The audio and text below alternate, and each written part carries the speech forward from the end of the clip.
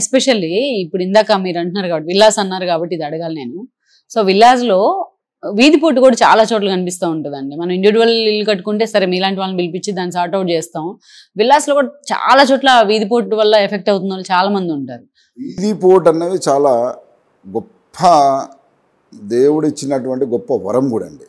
Same time నష్టం కూడా ఉందండి. ఇది ఎంత గొప్ప విషయమో అంత నష్టమైన ఇది ఉందండి.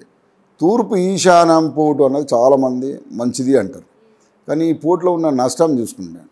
అందరూ ఏం చేస్తారంటే ఈశాన్యం పోటు అనగానే అక్కడనే గేటు పెట్టేసుకుంటారండి. ఉత్తర ఈశాన్యం పోటు అంటే అక్కడ గేటు పెట్టేస్తారు. మరి గేట్ ఓపెన్ చేసినప్పుడు ఆ పోటు ఎవరు మీ ఇంటికి చూపిస్తుంది? మీ వెనక వాళ్ళకి చూస్తుంది.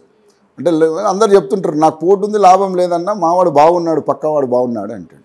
నువ్వు ఇక్కడ గేట్ ఎందుకు పెడుతున్నట్టు? మరి ఇప్పుడు నువ్వు పెట్టిన చూపు అవతల వాళ్ళకి పడుతున్నది కదా, బయట వాళ్ళకి పక్కన వాళ్ళ మీద పడుతుంది అన్నప్పుడు గేట్ అక్కడ పెట్టకూడదండి. పోటు రిసీవ్ చేసుకోవాలి, మనం తీసుకోవాలి. మన ఇంటికి ఉన్నటువంటి తీసుకోవాలి. చాలామంది ఈశాన్యం పోటున్నా నాకు లాభం లేదు, తూర్పు ఈశాన్యం పోటు గేట్లు పెట్టేసినాక ఇంకా లాభం ఏంటండి? రెండవది ఏంటి అంటే అసలు ఈశాన్యంలో ముందు ఎంట్రెన్సే తప్పు, శుద్ధ తప్పు. అటు ఆ ఈశాన్యం ఉత్తరంలో ఉన్నప్పుడు వాళ్ళు తిరగడం ఎక్కువైతుంది. ఏమంటారు? గాలి తిరుగుడు ఎక్కువ, పని తక్కువ. తూర్పులో ఉన్నప్పుడు సేమ్ పనికిరాని గవర్నమెంట్ ఒక తూర్పు ఈశాన్యంలో కనుక గేటు పెట్టుకుంటే 7 సంవత్సరాల వరకు బాగుండొచ్చు. కానీ తర్వాత ఏదో రకమైన మీరు గవర్నమెంట్లో ఉంటే గవర్నమెంట్ రిలేటెడ్ ప్రాబ్లం వచ్చేదానికి అవకాశం ఎక్కువ ఉన్నది. లేదు అంటే మీరు ఏ సంస్థలను పనిచేస్తే మిమ్మల్ని తీసి పక్క పెట్టడానికి అవకాశం ఉంది. మనకంటే పై వాళ్ళు మన మీద అజమాయిషీ చేసేదానికి చాలా అవకాశాలు ఎక్కువ ఉంటాయండి. కాబట్టి ఈశాన్యంను ఉత్తర ఈశాన్యము తూర్పు ఈశాన్యంలో ఉన్నది కదా అని మీరు పోటు ఉన్నది కానీ రిసీవ్ చేసుకోవడము, లేకుంటే దాన్ని అక్కడ గేట్ పెట్టేయడం తప్పండి.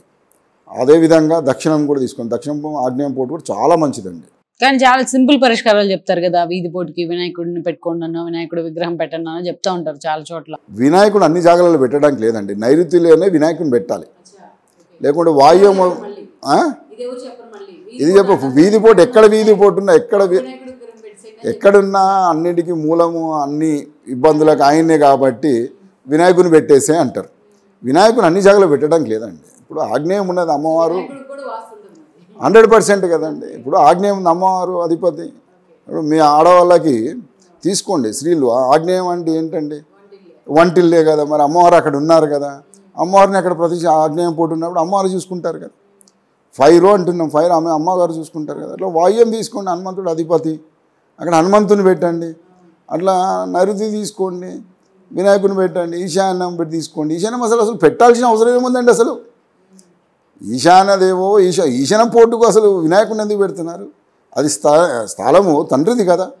మరి కొడుకుని తీసుకొచ్చి పెట్టుకుంటున్నాం కదా మనం. మరి ఇది ఎక్కడ శాస్త్రమో మనకు తెలియదు కానీ పెట్టుకుంటున్నారు కదా. ఈశాన్యం పోటు ఉన్నప్పుడు ఎందుకు పెట్టుకోవాలండి? అసలు ఈశాన్యం అంత బాగున్నప్పుడు వినాయకుడు మన వెనుక పెట్టండి, చాలా మంచి ఫలితాలు ఇస్తాడు.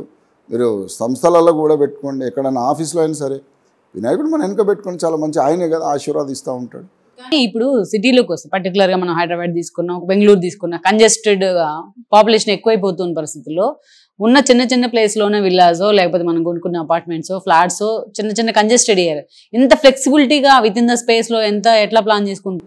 చాలా బ్రహ్మాండంగా ఇచ్చండి. నేను ఇక్కడ రహమత్నార్ మీకు చాలా ఇరుకైన ప్రాంతం 30/32లో మంచి డూప్లెక్స్ ఇచ్చామండి విత్ ఆల్ ఫెసిలిటీస్.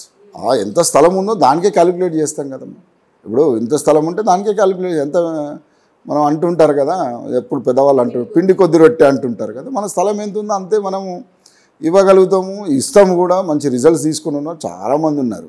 ఎంత చిన్న ప్రాంతం అయినా ఇప్పుడు మనం అంటుంటాం 22/45 అంటారు. దాంట్లో కూడా బ్రహ్మాండమైన వాస్తు కట్టొచ్చండి. కట్టకూడదని ఏం లేదండి, కట్టలేము అన్నది ఏమన్నా ఉంటుందంటే ఏం లేదు. అక్కడ ప్రతి దాంట్లో మంచిగా అక్కడున్న స్థలాన్ని బట్టి అక్కడున్న వసతులు ఏవి కావాలన్నా వాళ్ళకి కావాలకపోతే ఒక ఫ్లోర్ ఎక్కిస్తాం, ఒక ఫ్లోర్ కావాలంటే ఇంకోటి అంతా ఎక్కిస్తాం.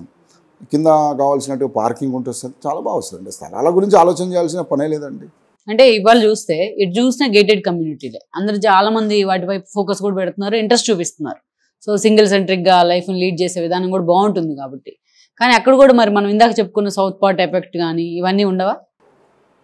ఎక్కడ సౌత్ తప్పు అన్నది లేదండి. సౌత్ ఇంకా బ్రహ్మాండం. ఇంకా ఎస్పెషల్లీ గేటెడ్ కనుక మీకు సౌత్ దొరికితే, ఎందుకంటే గేటెడ్ కనుక సెట్ బ్యాక్స్ బాగా వదిలిపెడుతుంటారండి. అసలు వేరే వాళ్ళ ఇన్ఫ్లుయెన్స్ మన మీద ఉండదు. కాబట్టి సౌత్ నార్త్ అసలు బ్రహ్మాండం కదండి. ఇంకో నుండి అందులో మధ్యలో అంటే గురుస్థితి, ఇప్పుడు ఉత్తరం అనుకోండి, మేము చెప్పేది ఏంటి అంటే 4వ భాగం అంటాము. అది దక్షిణానికి వచ్చినప్పుడు ఇక్కడ అక్కడ 4వ భాగం అవుతుంది, ఇక్కడ 6వ భాగం అవుతుంది. ఇప్పుడు చాలా మంచి స్థలంలో క్రాస్ వెంటిలేషన్ కూడా వస్తుంది. బుధుడు అక్కడ శుక్రుడు వస్తుంటుంటాడు, ఇక్కడికి వచ్చేటికి తూర్పు వచ్చేసరికి బుధుడు వస్తుంటాడు, పడమటకు వచ్చేసరికి గురువు మన శుక్రుడు వస్తుంటాడు.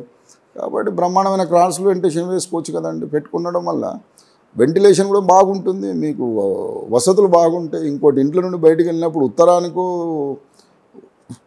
తూర్పుకు మీరు బయలుదేరుతారు. ఈ వీడియో మీకు నచ్చినట్లయితే please share, like and subscribe R24 Telugu.